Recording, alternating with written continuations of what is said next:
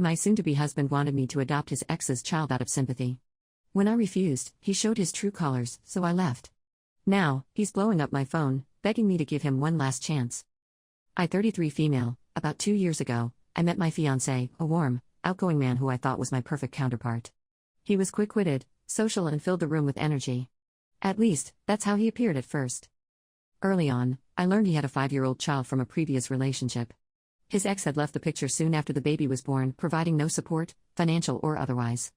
I felt sympathetic. It can't be easy raising a child alone. But my fiancé seemed strong, handling the day-to-day struggles gracefully. I admired his resilience. For the first year of our relationship, I never questioned his devotion to his child or doubted we could find a way to blend into a loving family. Things started shifting when we got engaged. We hadn't been dating that long, just over a year, but we both felt certain enough to take the next step. We spent weekends looking at wedding venues and discussing possible honeymoon destinations. He sometimes mentioned how nice it would be for his child to have a real mother figure, but I assumed he just meant me being present as a supportive adult, not something legal or official. I didn't mind the role of a positive influence, but I was cautious about stepping into maternal duties. After all, that's a lifelong commitment, and the child already had a biological mother, even if she was absent. One evening he broached the subject more directly. We were cleaning up after dinner, the child already tucked in for the night. He said, "I've been thinking, it might be easier if you became the legal mother." Taken aback, I asked what he meant. He shrugged, stirring soap into the sink. "If you adopted my child, we'd be a proper family. No messy paperwork or awkward questions about guardianship." I stood there, plate in hand, absorbing his suggestion. "But the mother's not involved," I replied carefully. "Why would I rush into adoption? We're not even married yet." His expression soured. "You say you love us," he said. "Prove it. If you adopt my child, we'll have the perfect start to our marriage." That pronouncement threw me off. The notion of adopting a child should come from a mutual desire and readiness to be a parent, not from an ultimatum about love. Still, I didn't immediately argue. I asked for some time to think it over. He agreed but made it clear he believed adoption would be a simple act of doing the right thing. As the days passed, my doubts mounted. Legally and emotionally, adoption is a huge step. You don't adopt a child out of sympathy. You do it out of genuine commitment. The kid's mother might be absent, but that didn't automatically make me the better woman for the role. And what if things went wrong down the line? It's not like you can reverse that decision without harming everyone involved, especially the child. I decided to have a calm, direct conversation about it. We were in the living room, the child playing quietly with some toys. I said, "I need you to understand, adoption is serious. If I do this, I'm on the hook for everything a mother would be responsible for. I can't just sign the papers because you want me to." He pressed his lips together, then insisted, "But isn't that what love is about? Being there for us no matter what." I explained my perspective. I was ready to be a mother figure in terms of love and guidance, but not sure about making it legal so quickly. That's when his eyes flashed with annoyance. He responded with a dismissive wave, saying, "You're overthinking. Some kids don't have anyone stepping up. You can change a life by simply signing a form." Something about his tone raised alarm bells. It sounded like he saw adoption as an easy fix, not the sacred commitment I believed it to be. His insistence grew. He began dropping references to adoption in nearly every conversation. We'd be discussing weekend grocery shopping and he'd suddenly pivot. "If you were the legal mother, you'd claim the child on your health insurance, right? Or wouldn't it be great if you officially adopted? That way, we can enroll them in a better school zone using your address." He made it sound like a convenient transaction, ignoring the deeper ethical and emotional implications. One day he ramped it up. He showed me brochures on legal adoption processes and started comparing me to his ex. "Unlike her, you're a good woman. You'll do the paperwork, won't you?" That comment struck me as manipulative. He was playing on my sympathy, hinting that if I refused, I was no better than a deadbeat mom. I tried explaining that it wasn't about being good or bad. It was about whether I was truly ready for permanent motherhood, especially before our wedding. His frustration became more obvious. He'd roll his eyes whenever I asked for more time to think. He'd mumble remarks like, "I thought you loved me and my child unconditionally." At times, I felt guilty, like maybe I was letting them down. But deep down, I knew adopting a child for the wrong reasons could lead to heartbreak for everyone, especially the child. After a particularly tense argument, he stormed off to call his father. I overheard snatches of the conversation, complaining I was being selfish and that I didn't care about the child's well-being. I grew uneasy. We never had disagreements this severe until the adoption issue surfaced. I began to suspect there was more to his push than just wanting a stable mother figure. The next day my hunch solidified. He casually mentioned that if I adopted his child, I'd be financially responsible in ways that could take pressure off him. He said it with a bright, almost triumphant smile. My stomach sank. It felt like he wanted me partly for financial security. It was one thing to expect mutual support in a marriage, but this felt calculating, like he was looking to offload the ex's responsibility onto me. That conversation devolved into a heated spat. I told him that while I wasn't opposed to stepping into a motherly role, I refused to adopt without deeper discussion and real readiness. He spat back that I was heartless for hesitating. I retorted that forcing someone to adopt for convenience was manipulative. He stumped out of the room, slamming the door behind him. Our relationship grew increasingly strained. He tried other tactics, telling me the child asked why I didn't want to be their mom, or making tearful pleas about how I was missing out on the chance to save a child from motherlessness. I tried to remain calm, gently pointing out that the child would still have me in their life as a loving adult. But he'd hear none of it. He fixated on that piece of paper, as if it were a magic key to solve all problems. A week later, the conflict reached a new level. He cornered me in the kitchen one evening and said his ex's relatives were refusing to help. According to him, we have no one else. You're our only hope. I questioned why the ex's relatives should be my concern at all. He flared up, calling me unsupportive. Then, as if on cue, he brought up how marriage was just around the corner. Didn't I want to start it right by adopting the child? I started doubting everything. Was I truly planning to marry someone who saw me as a convenient solution rather than a partner? His pushiness felt less like love and more like entitlement. My friends noticed the tension too. One friend pulled me aside, asking if I was okay, noting that I always looked stressed whenever the topic of the wedding came up. I confessed the adoption issue. She was startled. That's a huge commitment, she said. He can't force you. Are you sure he's not just using you? That question gnawed at me.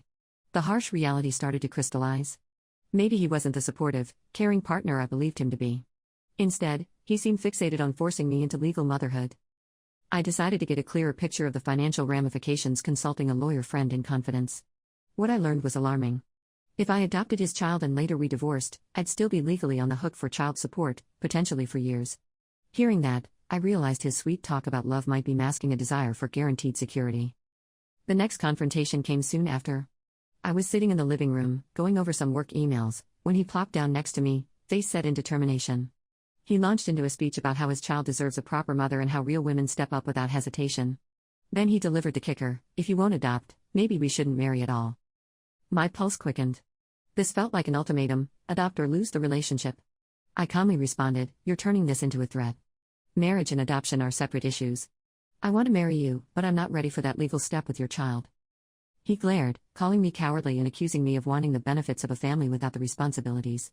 Fed up, I told him that if he viewed motherhood as just signing papers, then maybe he misunderstood the gravity of parenting.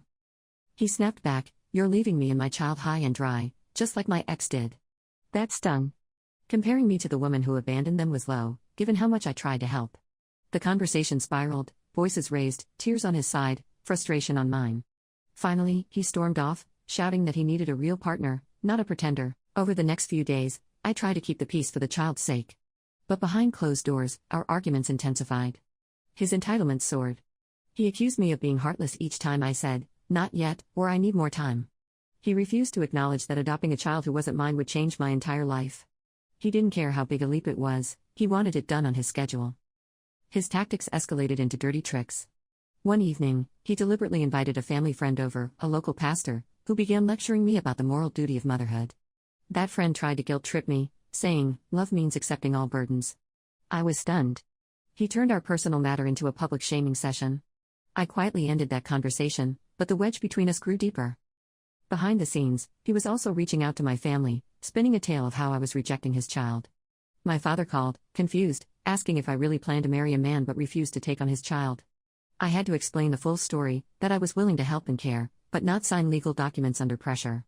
My father eventually understood, seeing how my fiancé's push felt manipulative, but it caused drama in the extended family. Then came the day I realized his real motives. I'd returned home from work early and overheard him on a call. He was discussing child support, saying something like, once she adopts, she'll be responsible for everything, education, medical bills, everything. I won't have to worry about the ex's nonsense anymore, he laughed, sounding triumphant, telling whoever was on the other line that I'd soon cave because she's too soft-hearted to say no. My blood chilled. That was confirmation he viewed me as a guaranteed paycheck and caretaker. The heartbreak set in, my illusions about his sincerity shattering. He wasn't looking for a loving mother for his child. He was looking for financial and legal security at my expense. I confronted him that evening, letting him know I'd overheard. At first, he tried to deny it, then switched to angry deflection. If I'm trying to secure a future for my child, what's wrong with that? He asked haughtily. I pointed out the difference between genuine parenting love and cold calculation. He rolled his eyes, calling me naive. That's when he showed his true colors, as the saying goes. He unleashed a tirade about how I was worthless if I didn't step up, how I'd never find anyone better if I couldn't accept his terms. He even threatened to smear my name, telling people I used him for emotional comfort and then abandoned his kid. His words oozed entitlement, as if I was obligated to adopt to prove I was worthy of marriage. After that vicious exchange, I sat alone in the living room, reevaluating everything. I felt betrayed, used, and disillusioned. Our wedding was only weeks away, but how could I marry someone who viewed me as a financial scapegoat, who stooped to manipulative guilt trips and had no qualms about publicly shaming me? That night, I made my decision. I packed a bag, quietly gathered a few essentials, and found a spare room at a friend's place. Before leaving, I confronted him one last time, voice trembling but resolute. I'm done, I said. I won't be bullied into adoption. This engagement is over. He tried to protest, but I stopped him with a raised hand. You've shown me exactly who you are. I refuse to sign away my future just to fix your ex's mess. He screamed that I was heartless, unworthy of his child, and that I'd regret losing such a perfect family. I remained silent, picking up my bag, stepping out the door into the cool night air. Once outside, the relief was immediate, like a crushing weight had lifted from my chest, even though the sting of his betrayal still lingered. I crashed at my friend's house for a few nights, explaining the situation to those who asked. Many were shocked by his audacity. A few mutual acquaintances tried to sway me, claiming the child deserved a mother. But I clarified that the child deserved genuine love, not a forced legal arrangement fueled by the father's manipulation. Word spread quickly that the wedding was off. Some criticized me, but most understood once they heard the full story. Legally, we had no joint assets and no shared lease. Canceling the wedding vendors and returning the ring were the biggest logistical headaches, but it was doable. Emotionally, it was rough. I did care about the child, who was innocent in all this. But I knew letting the father's manipulations define our relationship would only sow resentment. My lawyer friend told me that if I had gone through with adoption, I could be on the hook for child support even if we divorced right after. That final confirmation of his motive hardened my resolve that leaving was the right move.